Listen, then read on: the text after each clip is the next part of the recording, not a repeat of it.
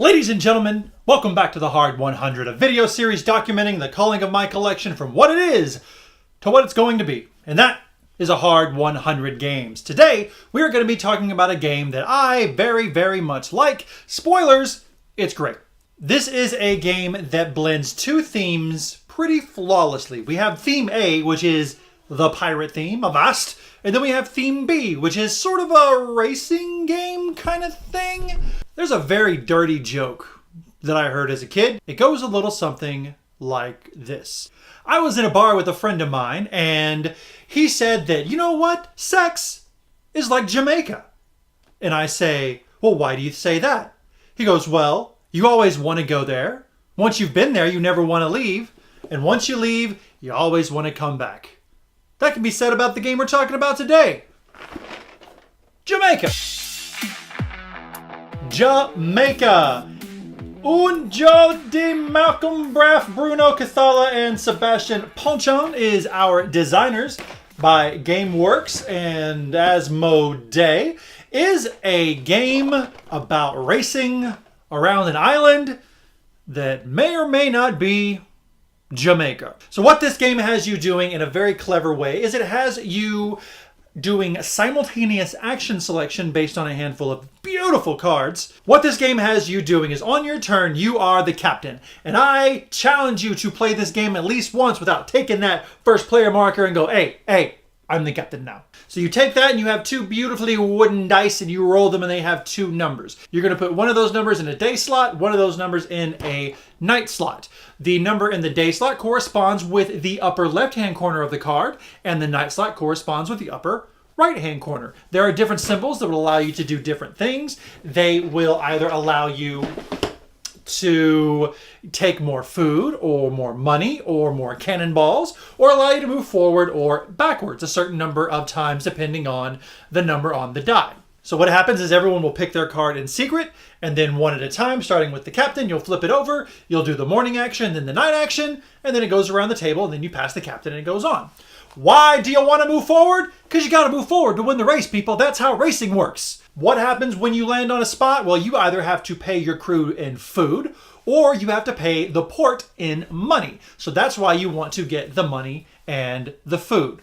Why is there a backwards, and why would you want to go backwards? Because sometimes people leave behind valuable little skull treasure tokens that give you things like bonuses to your score at the end, but it can also be cursed treasure. And there's also some abilities and things that it gives you as well, which is really nice. The other thing you get to do is get cannonballs. And the way the cannonballs work, if you ever line up with another pirate and you're on the same side, it's very simple. I wager a certain number of my cannonballs and roll the dice. Then you get to wager a certain number of your cannonballs and then roll the dice. Whoever has a higher number wins. There's an explodey on one of the sides of the die, and that's an automatic win no matter which side it goes on. If the attacker automatically wins, the defender doesn't even get to roll. So what do you get for all these trouble? Oh, that's simple. You get to take something from someone else, or you get to give them one of your treasure cards, which includes that minus treasure, and those can get pretty nasty. The game is very simple. I basically explained everything to you. There's a couple little fiddly things here and there, but it's no big deal. First person to cross the finish line triggers the end of the game, and then everyone has the remainder of the turn to try to get as far forward as possible, because if you're behind a certain line, you actually get minus points, then whoever has the most points win. Simple as that. Oh, there's a couple other things. Everyone has a cargo hold. That cargo hold has a certain number of spaces, and it holds any number of anything you get, but really maximum it's going to hold is 6. If you ever get that cargo hold filled up, and you get something else to put in it, you have to pick which one of those things to discard and then pop it in its place. This game has a lot of very beautiful things with it. First things first, the art on the cards is absolutely stunning. All of the cards actually line up to form this very beautiful panorama pictured here. This is a beautiful thing, and I really like how the symbols in the upper corners actually line up as you go across, which is very nice. Everyone also gets to pick one of these little pirate gentlemen or ladies. They don't really have any kind of special powers. All the cards are identical. It's just the color of the boat. As beautiful as this game is, and the back of the board has this very cool treasure chest thing, and when you open the box, it's right there on top. This is also the instruction manual. And this is my only gripe with the game.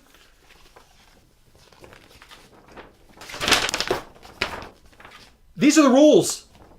this pirate treasure chest, this treasure island map thing of walking you through, it's very clearly laid out.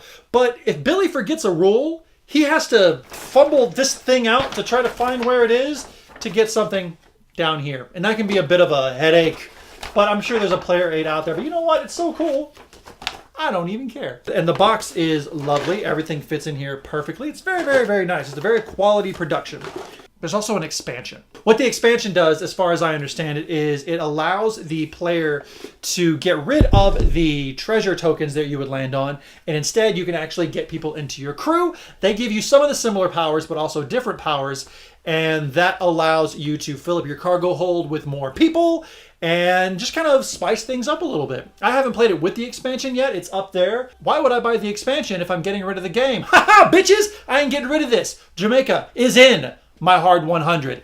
This is a game that I absolutely love. It's easy for families. It's easy to teach. I can teach it while we play. My wife doesn't like it for some reason, and I don't know why. I do recommend, if you play with 2 players, there's like a ghost ship variant that follows you and chases you.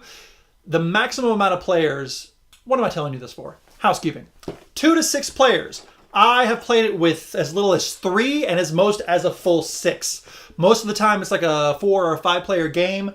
I really recommend playing this at full 6. The turns are so fast, you don't have to worry about anything, and you have a lot more opportunities to shoot other people. And really, isn't that what living the life of a pirate is all about? Ages 8 and up, it's very, very simple. I tell you what a few symbols are, and you are good to go. And 30 to 60 minutes, right about that 45-minute sweet spot.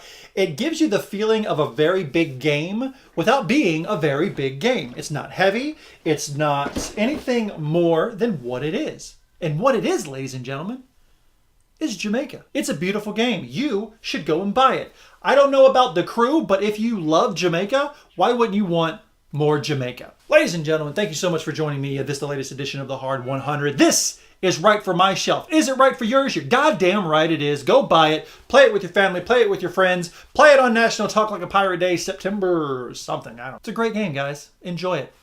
Billy, 100 is hard. Peace out.